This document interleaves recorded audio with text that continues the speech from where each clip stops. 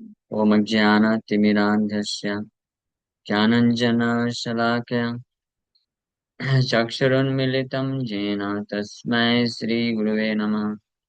नमो विष्णुपादाय कृष्णप्रेष्ठाय भूतले श्रीमते भक्तिवेदान्त स्वामिनिति नामिने। नमस्ते सारस्वती देवे गौरवाणी प्रचारिणे निर्विशेष शून्यवादी पाश्चात्य देश तारिणे नित्यानंद नमस्तुभ्यं प्रेमानंद प्रदायिने कलो कल्मषनाशाय जानवापतये नमः। नमो महावदन्याय कृष्ण प्रेम प्रदायते कृष्णाय कृष्ण चैतन्य नामने गौरतुसे नमः। जय श्री कृष्ण चैतन्य प्रभु नित्यानंद श्री अद्वैत गदाधर श्रीवासादि गौर भक्त वृंद। हरे कृष्णा कृष्णा कृष्णा हरे हरे हरे राम राम राम हरे हरे। हरे कृष्णा। सो आप सभी भक्तों का हार्दिक स्वागत है आज के श्रीमद् भगवद गीता के चर्चा में।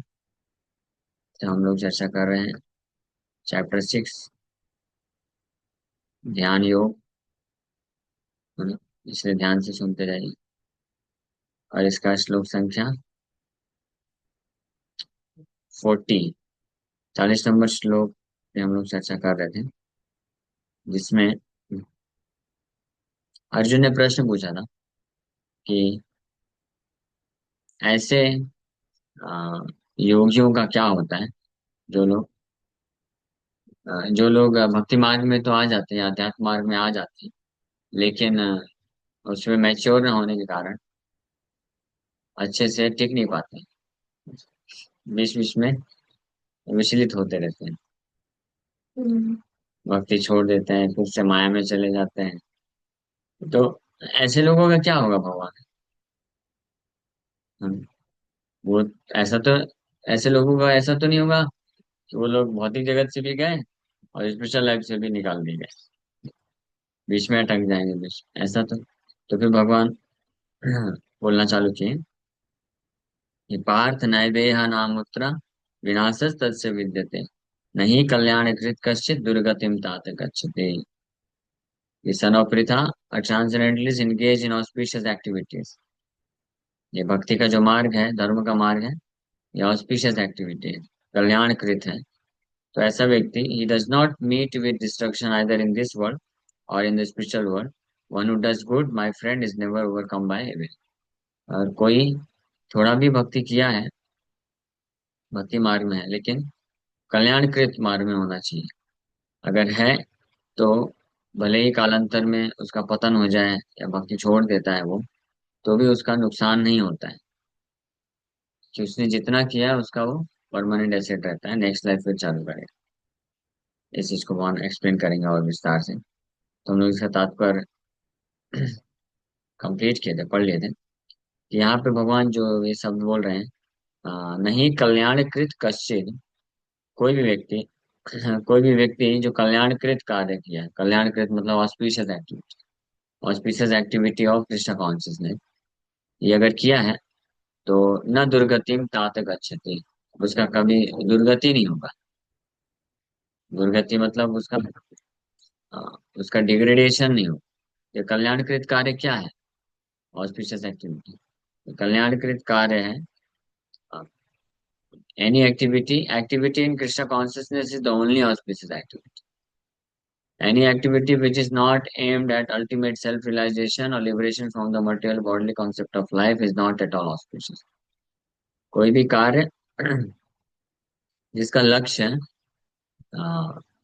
आत्म साक्षात्कार नहीं है, अपने बारे में वास्तविकता को ना जानना है कि हम कौन हैं, और अपने आप को इस भौतिक शारीरिक चेतना से बाहर निकालना। देहात्म बुद्धि जानते हैं ना? नहीं जानते? आप मालूम? आप नहीं जानते? देहात्म बुद्धि, देहात्म बुद्धि। अब तो भागवत क्लास में आती है ना हमेशा। और प्रीतम को आप नहीं जानते?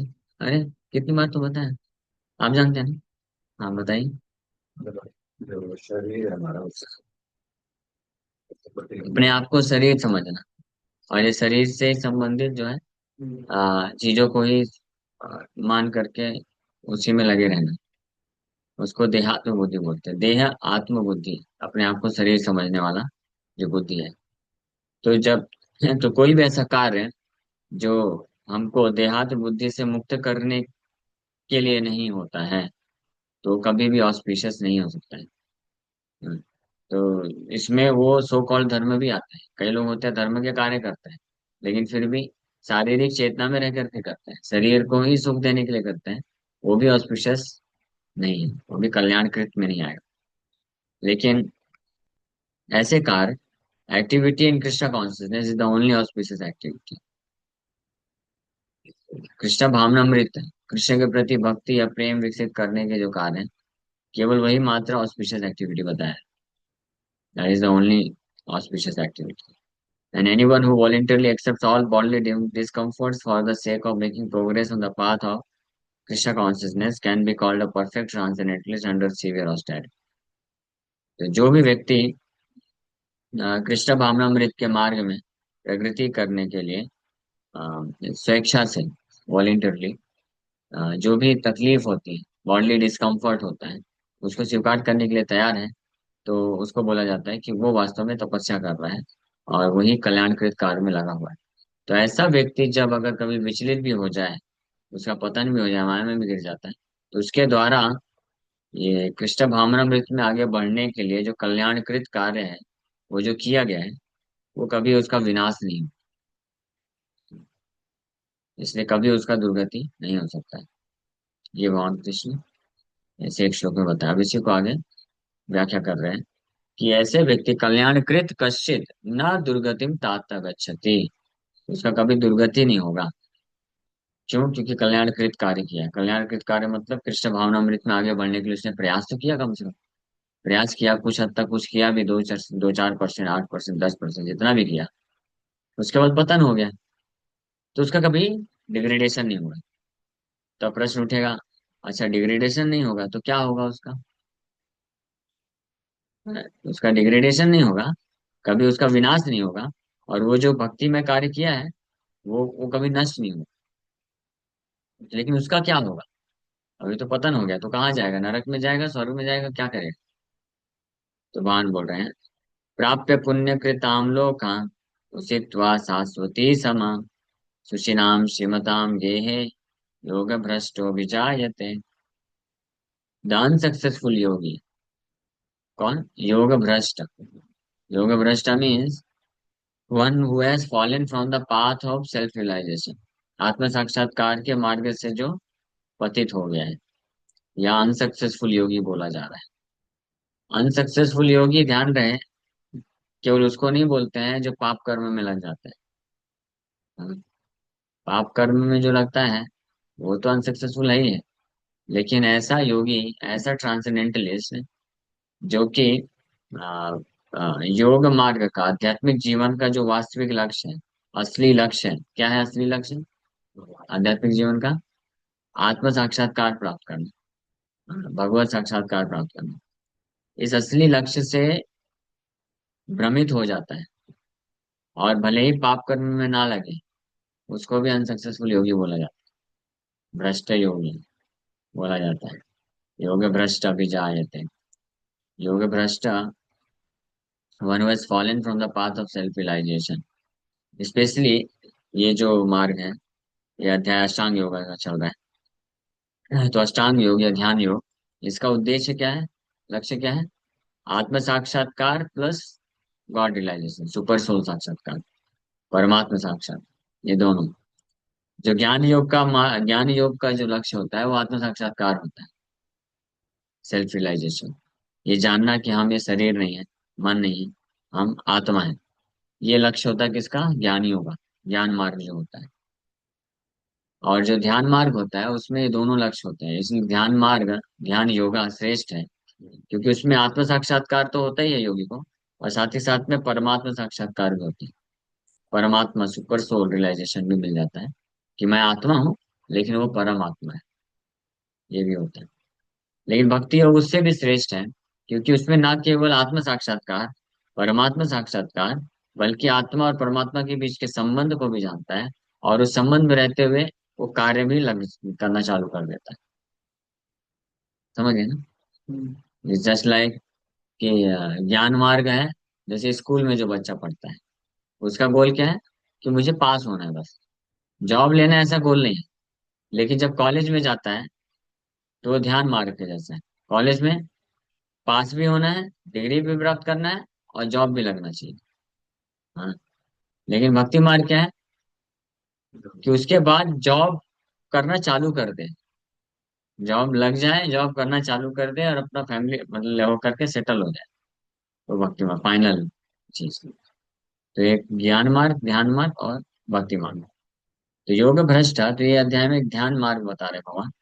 तो ध्यान योगी जो अष्टांग योगी होता है, तो उसका लक्ष्य होता है कि परमात्मा का दर्शन करे, वो परमात्मा का साक्षात्कार प्राप्त करे। तो इस मार्ग में आगे बढ़ते हुए कई बार उसको कुछ सिद्धियां मिलती हैं।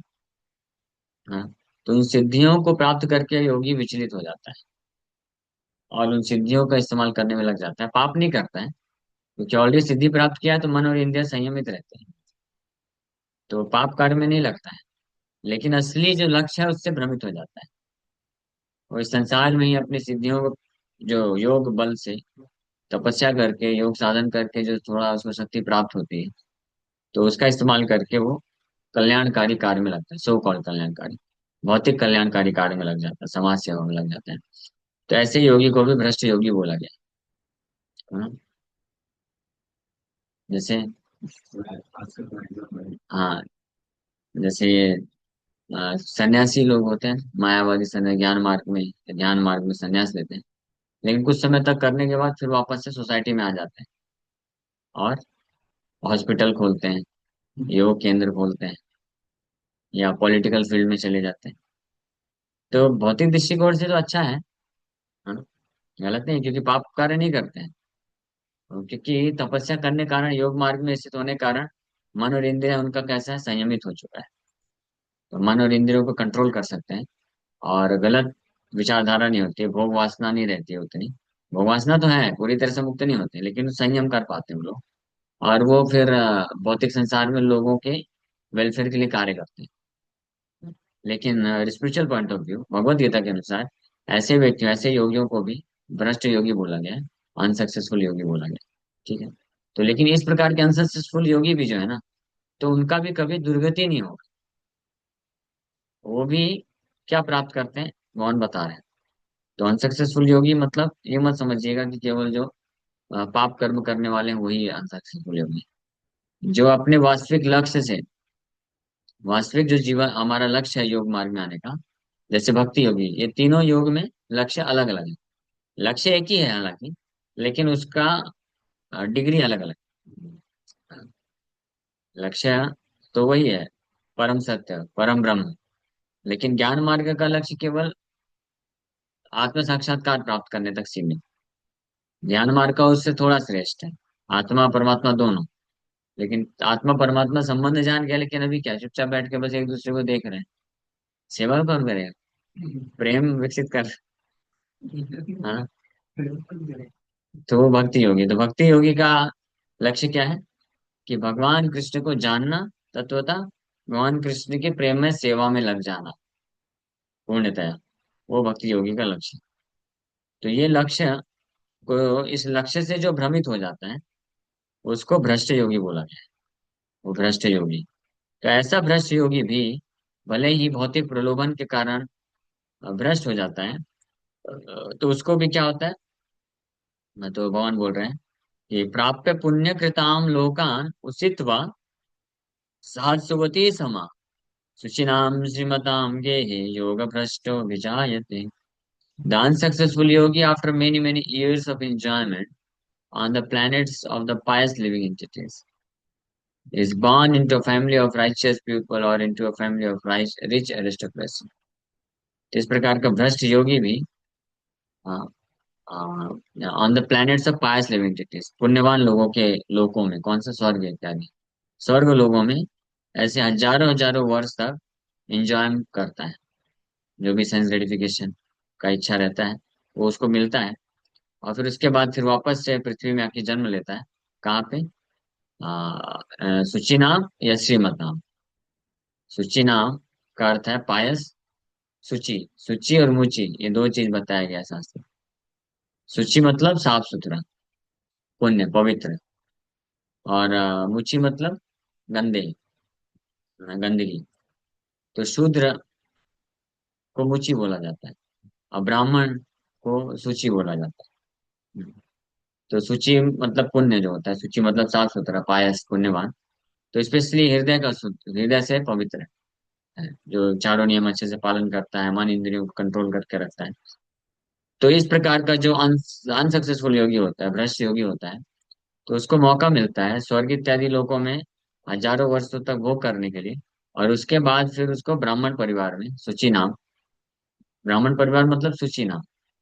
हाँ, ऐसा सो कॉल्ड ब्राह्मण, तथाकथित ब्राह्मण, जो कि हर प्रकार के गलत कार्य करता है, ड्रिंकिंग करता है, स्मोकिंग करता है, नॉनवेज खाता है, तो सुचि नाम में आएगा क्या?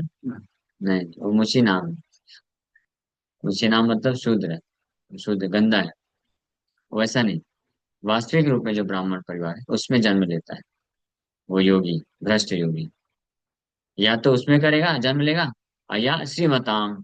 श्रीमताम मतलब, श्री मतलब प्रॉस्परस, ऐश्वर्य, बहुत धनी, रिच मर्चेंटाइल कम्युनिटी में, रिच एरिस्टोक्रेसी, रॉयल फैमिली, क्षत्रिय, क्षत्रिय और वैश्य, वैश्य या क्षत्रिय परिवार में जन्म लेगा।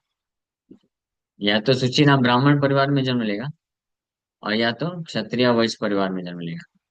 तो क्षत्रिय और वैश्य मतलब कि रिच एरिस्टोक्रेसी होता है उनके पास, रिच।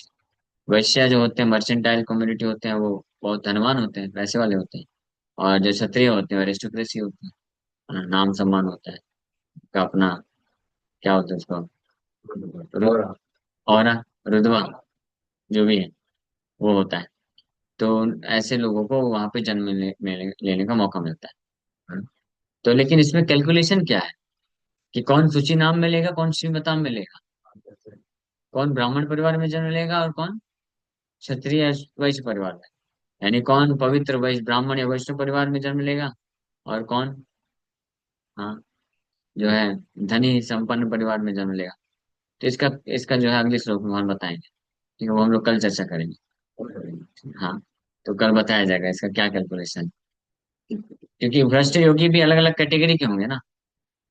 भ्रष्ट योगी भी, कुछ भ्रष्ट योगी होंगे जो कि बहुत लंबा प्रगति किया, लंबा प्रगति किया, फिर उसका पतन हुआ। ठीक है, थोड़ा सा बचा था बस, हाथी निकल गया था, पूंछ अटक गई थी बस। तो उसके कारण भ्रष्ट हुआ, उतनी अवस्था में भ्रष्ट हुआ है, तो उसको एक प्रकार का जन्म मिलेगा। एक साथ एक जैसा तो नहीं मिल सकता। और किसी का तो हाथी का बस सिर ही निकला था, अरे पूरा का पूरा शरीर बचा हुआ था। तो लेकिन वो भी तो योगी था, योग मार्ग में था, लेकिन भ्रष्ट हो गया, तो उसको फिर दूसरा प्रकार का जन्म मिलेगा। तो वो भगवान अगले श्लोक में बताएंगे। आप में से कोई गेस कर सकता हो वैसे क्या, बता सकता है क्या? हाँ,